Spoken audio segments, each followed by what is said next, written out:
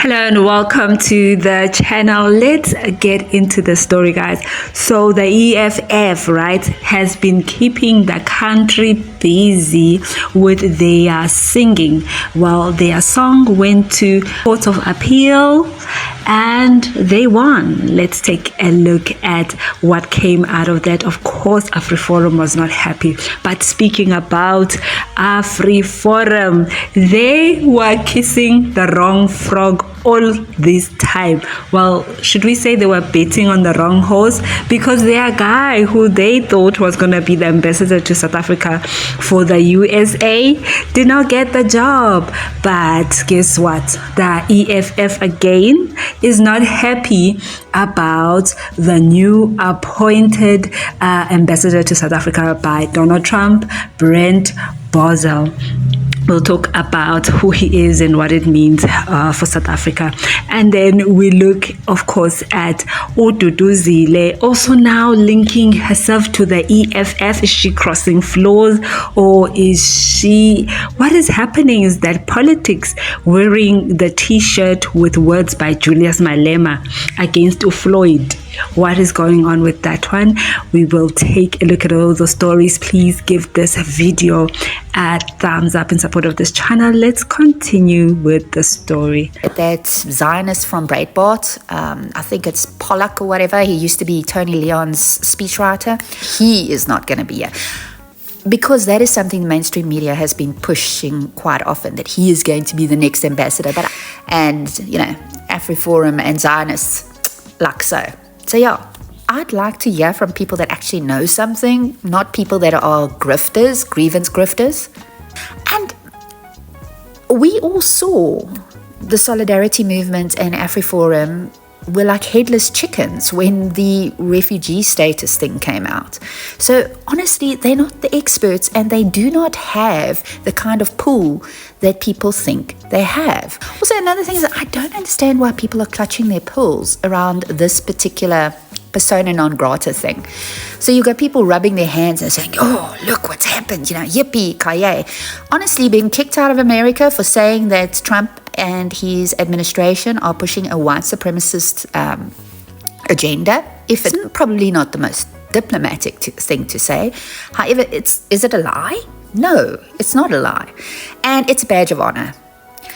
And by the way, in 2019, previous Trump administration, the UK ambassador had to resign for calling Trump's administration incompetent, inept, and a number of other things, saying it won't get better again. And he had to end up resigning. So yeah, stop clutching your pearls. Let us hear from people that can actually tell us, so what's the next step? Of all the things that are happening, between the United States and South Africa, the fallout that's happening now, the one thing that really makes me angry is our government's lack of retaliation. We are showing signs of weakness to the world. All right, there you have it, guys. There are a lot of opinions that anybody can share about this topic, but at the end of the day, it is definitely the decision of the government and also those involved to do better. It has been an eventful week in terms of South Africa's international relations, particularly those relations with the United States of America. First, let's start with the light-hearted topics before we get to the heavy ones that make us breathe very, very, very strongly. AFriFORUM kissing the wrong frog. Yay! Now this was a joke. Because is it Pollock? I'll put his picture here on screen. So this is the gentleman who AFriFORUM met with in America, and you know they spoke to him as the prospective or ambassador to South Africa for America, and you know they felt like, yeah, they have made a big connection when they went overseas, only to find that he was gonna be rejected. So they bet on the wrong horse. Embarrassing for both AFriFORUM and the potential ambassador, rather, because he was totally inappropriate online. Honestly, as an ambassador or a potential, he was just going off, just like Rasul. Like, Rasul is an ambassador to America. He is entitled to his opinions, but because he serves as an ambassador, those opinions can be said in private platforms, not public, right? For diplomatic reasons. So this guy was already off the list, and there was already mass protest action that was planned against him if he was going to be chosen. But again, it did not really help South Africa in any way, because the next guy that was chosen by Donald Trump, which is Brent. Brent is cut from the same cloth. He's pro that country that you don't name with the blue star, and he is a no-nonsense guy. So still Jenny. No. Once he steps in South Africa, we have an opportunity to feel him out. So we hope that the EFF don't then go and sabotage this opportunity for South Africa to get back on the good books of the world power that is America. What are your thoughts on this appointment? Of course, the EFF have put out a statement, and then let's take the rest of the commentary. The fact that they are even considering an ambassador is a good sign of hope, and I'm sure Cyril Ramaphosa slept well that night, because you can see the frustration on his face. He's not used to not being liked. He's always been the guy who is liked by white people. And right now, he's that guy. On the 27th of March, 2025, the EFF rejects Trump's racist nomination for US Ambassador. Now, that is the title. How do they know he's racist? Already they are saying he's racist. Okay, let's continue. The first paragraph goes, the Economic Freedom Fighters EFF strongly condemned Donald Trump's nomination of Leon Brent Bozell as the US Ambassador to South Africa. Bozell, a known right-wing extremist and a white supremacist, is not a diplomat, but an agent of Trump's imperialist and divisive agenda. Sure. Okay, they're starting off with fire. Okay, let's go to the second paragraph. This appointment follows Trump's hostile actions against South Africa, including freezing financial aid, expelling Ambassador Ebrahim Rasool, and spreading false claims of white G. And Bozell's nomination is an insult to our sovereignty and an attempt to destabilize our country for standing against global injustice. Sounds like something Malema would say. Then the last one, the EFF calls on the South African government to reject Bozell's credentials and refuse to be dictated to by Trump's racist administration. South Africa will not be intimidated. That's the end of it. So the thing is, can South Africa reject this candidate? And of course, how is South Africa being dictated to? Because it's the US's ambassador to South Africa. So they're the ones who decide. The only merit that South Africa can reject this person is if there is proof of any of the things that they claim that he has done. I don't know. Tell us, guys, what are your thoughts on the EFF's view on this appointment? I won't touch the topic of the other statement. Well, their song went to Supreme Court of Appeal and they won. Let's take a look at what came out of that. Now, AFriFORUM has then taken to social media lamenting the outcome, of course, which the EFF and Julius Malema proudly have been flaunting.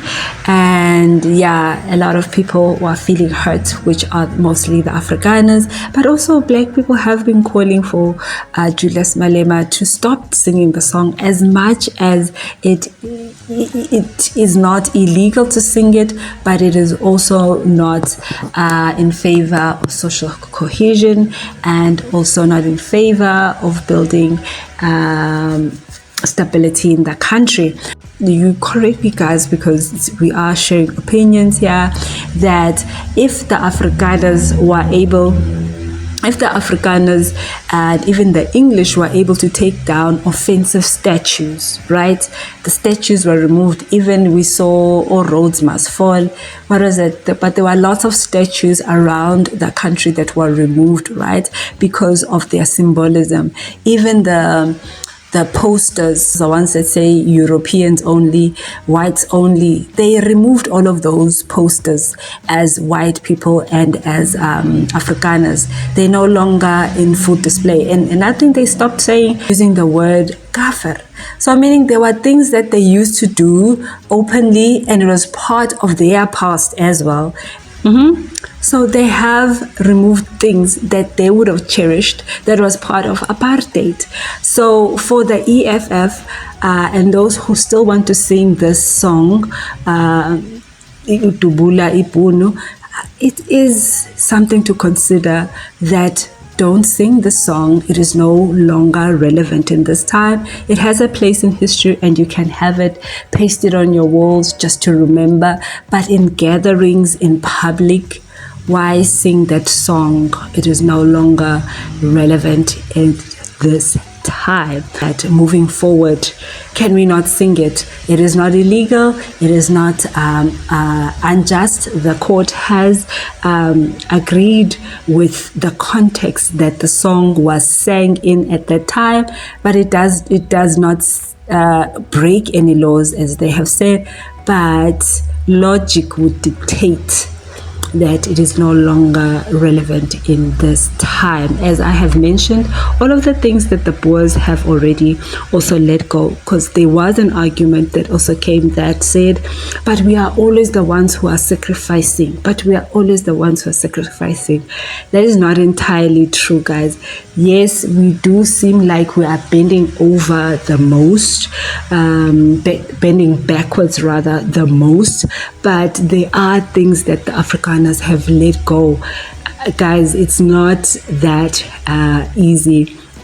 And then they did it, right? And we also have sacrificed a lot, and we have come this far. So let's not allow America, that's my thing, let's not allow America to separate us as a nation. Fine, we were never really there yet. We were still in the process of healing. Maybe this is an opportunity then to rip the bandage and address those parts that are still aching. And let's look at why they are aching. They are aching because of corruption. They are aching because of people not doing what they are supposed to do. So I doubt that it's a matter of color, but it's a matter of processes not being followed to the T. And this is why South Africa is at a point where they feel unsatisfied with growth, unsatisfied with safety, unsatisfied with the general productivity of the country. What are your thoughts, guys? But for me, I feel like both the white and the black have been resilient until this far, but most people are now falling into the trap that Elon Musk is trying to put South Africa in, because they're trying to invoke the black people of South Africa so that we look like we're crazy to the world, right? Do you see the trick that Abo Elon are doing?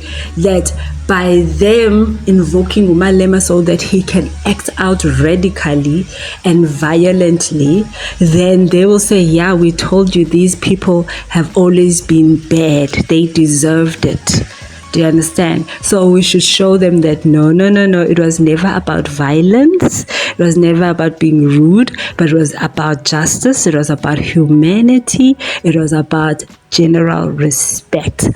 What are your thoughts, guys, on this going forward? It's obviously a contentious topic, and let's see where it goes, because it looks like it's a developing story. But I feel like as South Africa, we should also not be blind to the tricks of those that want to see this country fall. Let's continue, guys, and let us know what your thoughts are. I've put the statement that EFF have put out about it and their court judgment. What are your thoughts on this? Please give this video a thumbs up, and we'll see you on the next one.